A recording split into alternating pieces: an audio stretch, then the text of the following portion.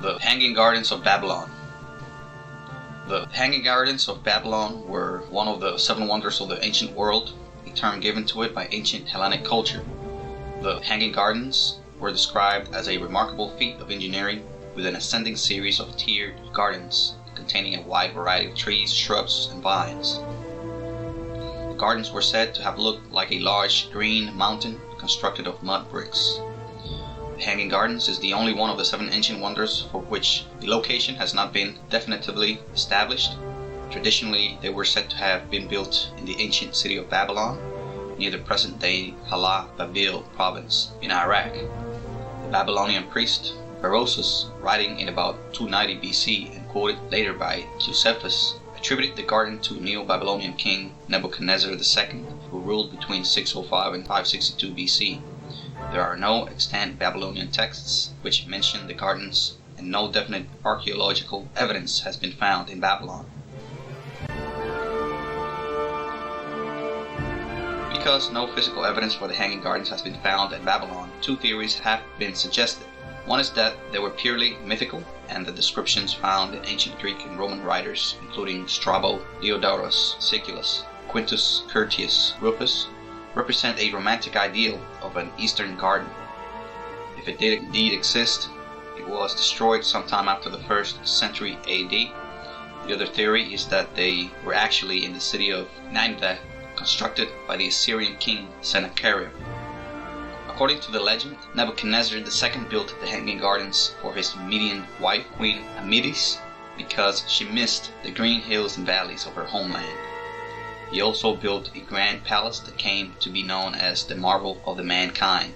Stephanie Daly suggests that the original garden may have been a well-documented one that Assyrian king Sennacherib 704 to 681 BC built in his capital city Nineveh in the river Tigris near the modern city of Mosul.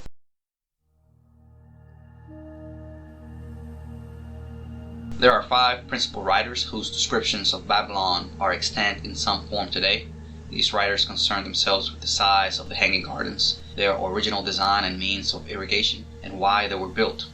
Josephus, circa 37 to 100 AD, quotes a description of the gardens by Berosus, a Babylonian priest of Marduk, writing circa 290 BC.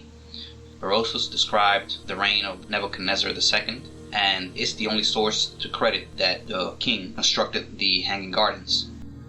In this palace, he erected very high walks, supported by stone pillars, and by planting what was called a pencil paradise, and replenishing it with all sorts of trees, he rendered the prospect an exact resemblance of a mountainous country. This he did to gratify his queen, because she had been brought up in Media and was fond of a mountainous situation. Diodorus Siculus, active circa 60 through 30 BC, seems to have consulted the 4th century BC texts of both Clitarchus, a historian of Alexander the Great, and Ctesias of Cnidus. Diodorus describes the construction of a Syrian king. He states that the garden was in the shape of a square with each side approximately 4 plethra long. The garden was tiered, with the uppermost gallery being 50 cubits high. The walls, 22 feet thick, were made of brick. The bases of the tiered sections were sufficiently deep to provide root growth for the largest trees, and the gardens were irrigated from the nearby Euphrates. Quintus Curtius Rufus, 1st century AD, probably drew on the same sources as Diodorus. He states that the gardens were located on top of a citadel, which was 20 stadia in circumference. He attributes the building of the gardens to a Syrian king again, for the reason that his queen missed her homeland. The account of Strabo, circa 64 BC through 21 AD, possibly based his account on the lost account of Onesicritus from the 4th century BC. He mentions that the gardens were watered by means of screw leading to the gardens from the Euphrates. Philo of Byzantium, 4th to the 5th century AD, is the last of the classical sources.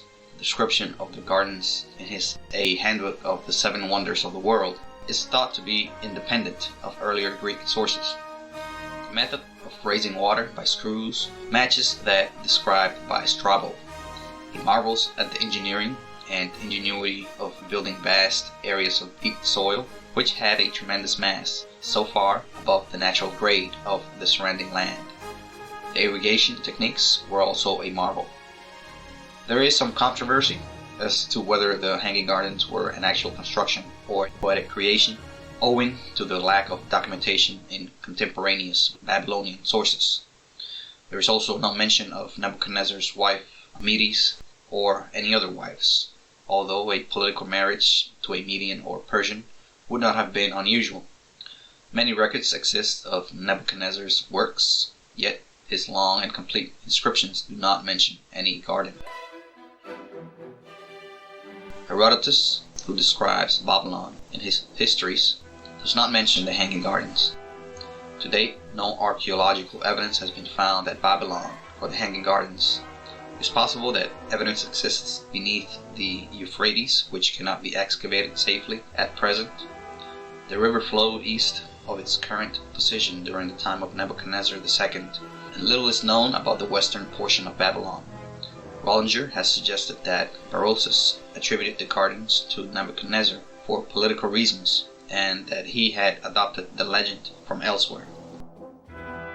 A recent theory proposes that the gardens of Babylon were actually constructed by the Assyrian king Sennacherib, reigning from 704 to 681 BC, for his palace at Nineveh.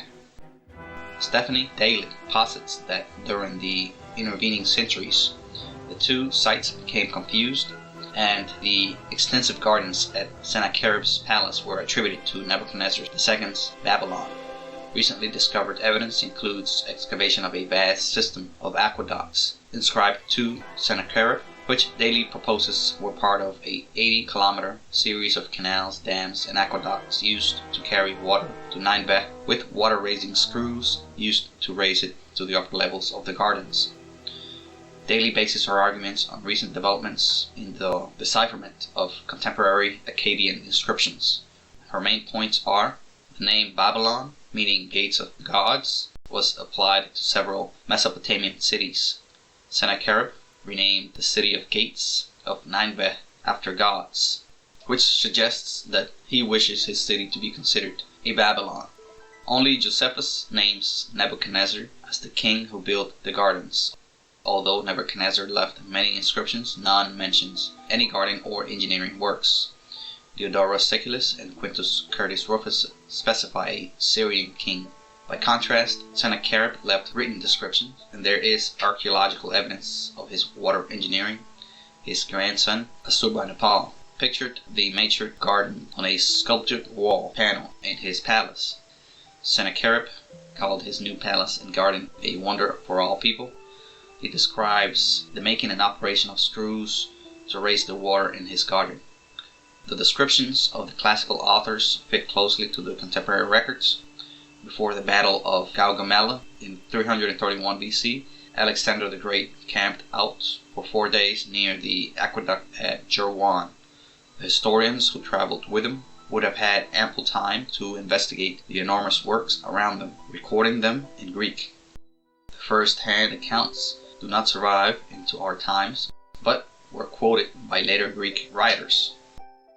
The Hanging Gardens at Nineveh. King Sennacherib's Hanging Gardens was considered a world wonder, not just for its beauty, a year-round oasis of lush green and dusty summer landscapes, but also for the marvelous feats of water engineering that maintained the gardens. There was a tradition of Assyrian royal garden building. The king Ashurnasirpal II, 883 to 859 BC, had created a canal which cut through the mountains. Fruit tree orchards were planted. Also mentioned were pines, cypresses, and junipers, almond trees, date trees, ebony, rosewood, olive, oak, tamarisk, walnut, terebinth, ash, fir, pomegranate, pear, quince, fig, and grapes. Sennacherib is the only Mesopotamian king who has left a record for his love for his wife. Of Sennacherib's palace, he mentions the massive limestone blocks that reinforced the flawed defenses. Parts of the palace were excavated by Austin Henry Layard in the mid-19th century. His citadel plan shows contours which would be consistent with Sennacherib's garden but its position has not been confirmed. The area has been used as a military base in recent times, making it difficult to investigate further. A sculptured wall panel of Nepal shows the gardens in its maturity. One original panel and the drawing of another are held by the British Museum, although neither is on public display. Several features mentioned by the classical authors are discernible on these contemporary images. The irrigation of such garden demanded an upgraded water supply to the city of Nineveh. The canal stretched over 50 kilometers into the mountains. Sennacherib was proud of the technologies he had employed and described them in some detail in his inscriptions. At the headwater of Babian Kinis, his inscription mentions automatic sluice gates, an enormous aqueduct crossing the valley at Jarwan, and was constructed of over 2 million dressed stones. It used stone arches and waterproof cement. On it is written, Sennacherib, king of the world, king of Assyria. Over a great distance I had a watercourse directed to the environs of Nineveh, joining together the waters. Over steep-sided valleys I spanned an aqueduct of white limestone blocks. I made those waters flow over it. Sennacherib claims to be the first to deploy a new casting technique in place of the low wax process for his monumental 30-ton bronze castings. Sennacherib could bring the water into his garden at a high level because it was sourced from further up the mountains. Then he raised the water even higher by deploying his new water screws. This meant that he could build a garden that towered above the landscape, with large trees on the top of the terraces, a stunning artistic effect that surpassed those of his predecessors, and which justifies his own claim to have built a wonder for all people. Thank you for listening to this podcast. Please look for the next episode soon, and please ensure to share this with your friends and family.